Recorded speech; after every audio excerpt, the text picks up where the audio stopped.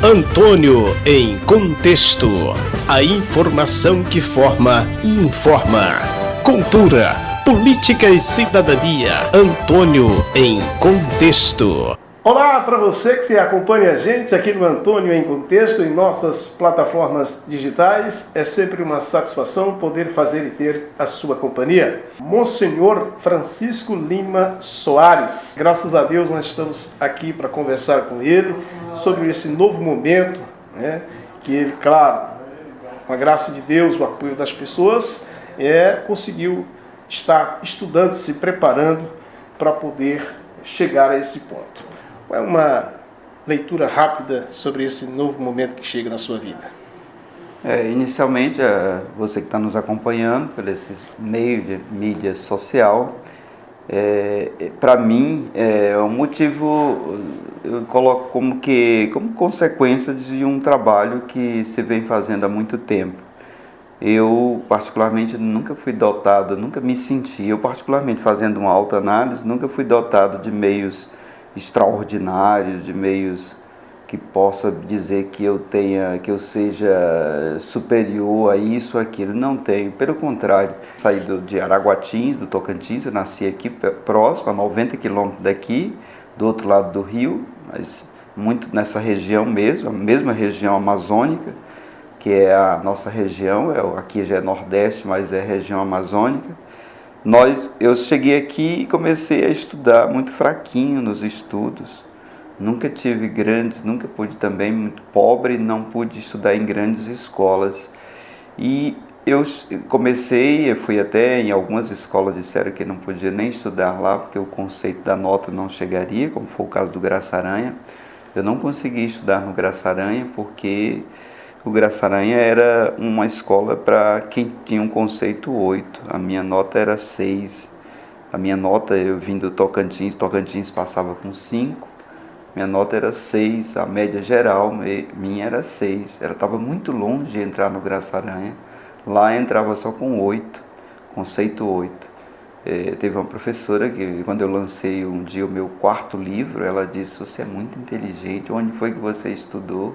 Eu disse: "Eu sou aquele que passei no Graça Aranha." Naquela época a senhora era a diretora e a senhora disse que eu não tinha chance nenhuma de entrar. Na verdade começou por aí. Então, quando eu cheguei aqui em Imperatriz, eu comecei a estudar e comecei a perceber que também precisava aprender e a estudar bastante. Terminei o ensino médio, começando pela escola São Vicente de Paula, que era a escola disponível para receber aqueles que tinham qualidade entre medíocre e mediano. Foi lá que eu comecei a alavancar um pouco, a gostar de estudar. Mas foi mesmo no seminário, quando foi aceito, o Dom Alcimar, de Caldas Magalhães, me ajudou a entrar no seminário, com o padre Francisco de Assis Souza, que já faleceu.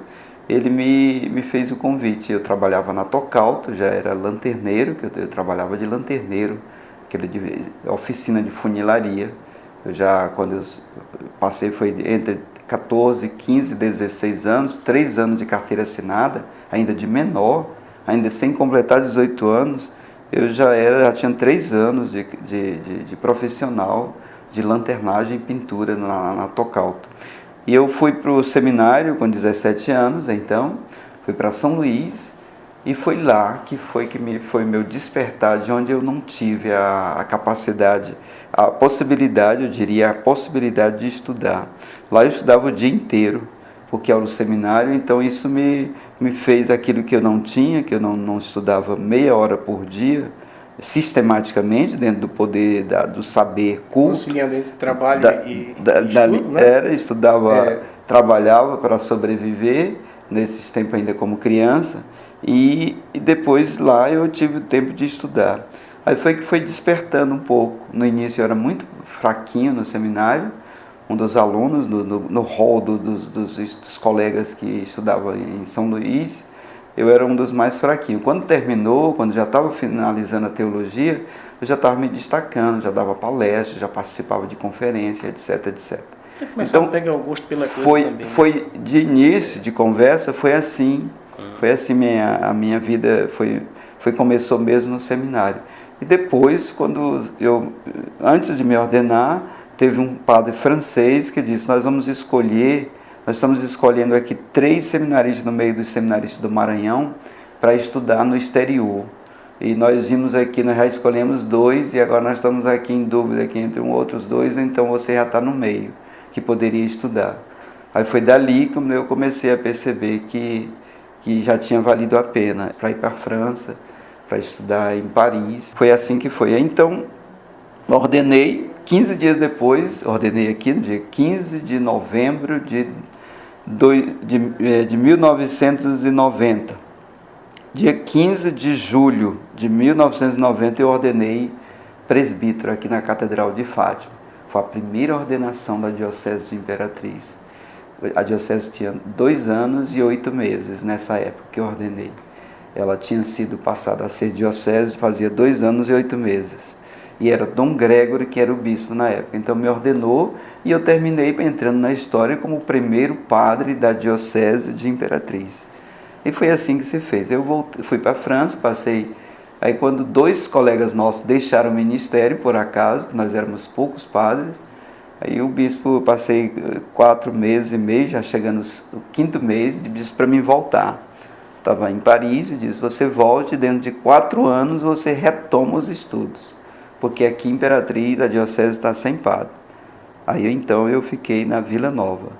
E a Vila Nova não tinha padre na Vila Lobão, que era Santa Cruz, não tinha em Santo Antônio de Pádua, em Davinópolis, e também o padre que acabava de deixar o ministério era de Santa Teresa d'Ávila. Então, Santa Teresa, Vila Nova e Santo Antônio de Pádua não tinha padre. E aí então em Vila Lobão. Então eu fiquei em Vila Nova para ficar formando um eixo com a Vila Lobão, que eram as 2 grandes aglomerações urbanas sem padres. E foi assim para começo de conversa, e assim eu voltei e me tornei o padre da Vila Nova, o pároco da paróquia de Vila Nova. E foi lá que eu comecei também a terminar alguns cursos que foram feitos lá na PUC de Minas, nos tempos de férias, e aí eu nunca mais deixei, nunca tive férias. Até hoje, eu nunca tive férias para tirar. O padre também tem o direito a 1 mês de férias, ou 15 dias. Eu nunca tirei. Todo esse tempo eu aproveito para ir estudar, fazer um estudo.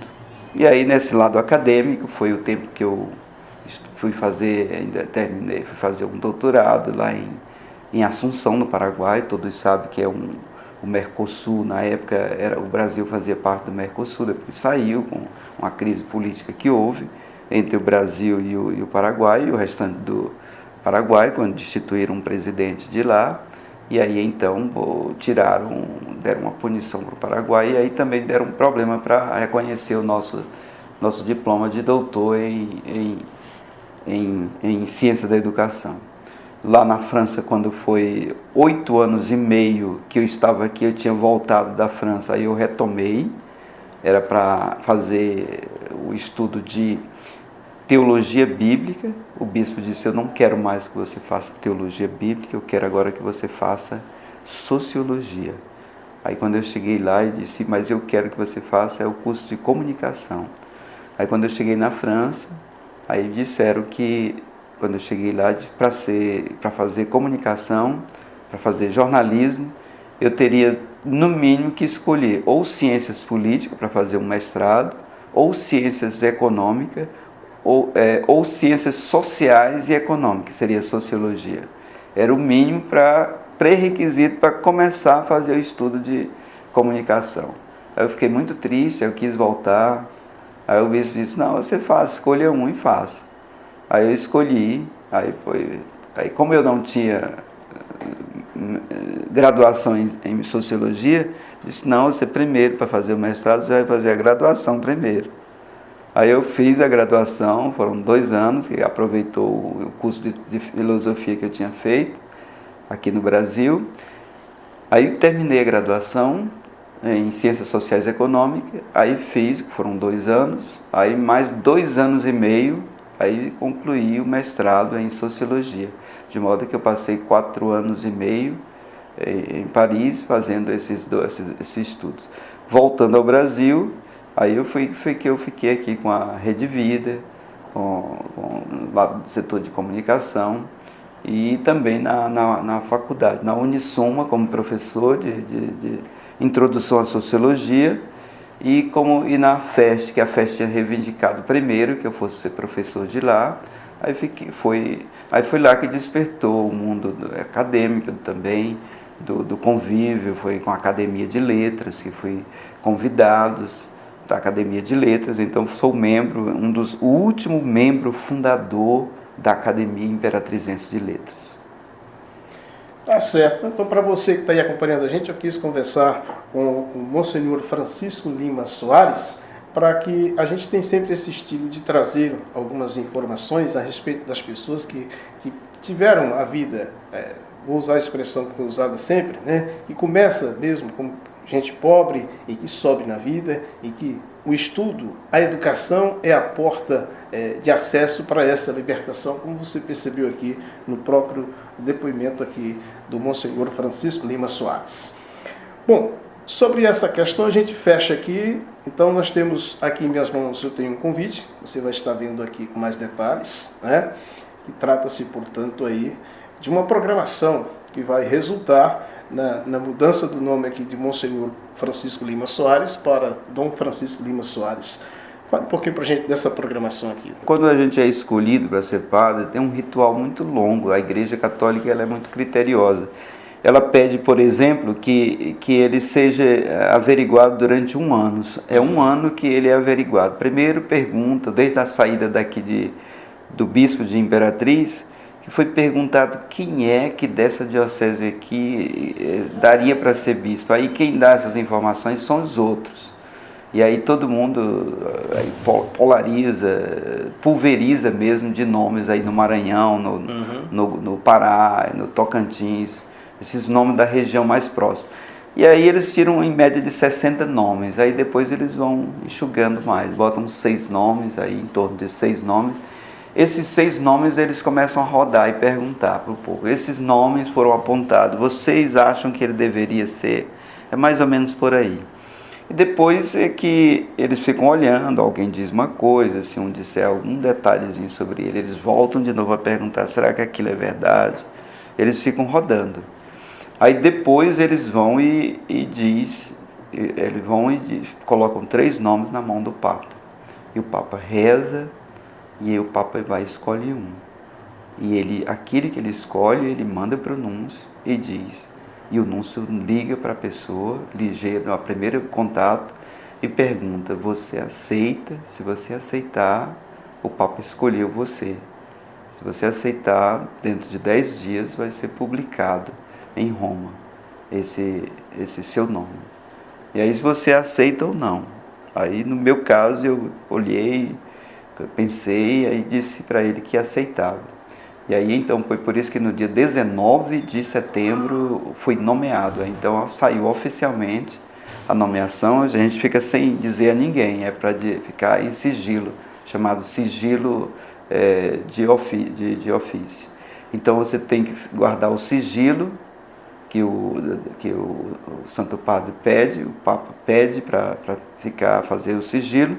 E depois aí vem a nomeação. Aí naquele dia você passa a ser chamado de Monsenhor. O padre é o Monsenhor.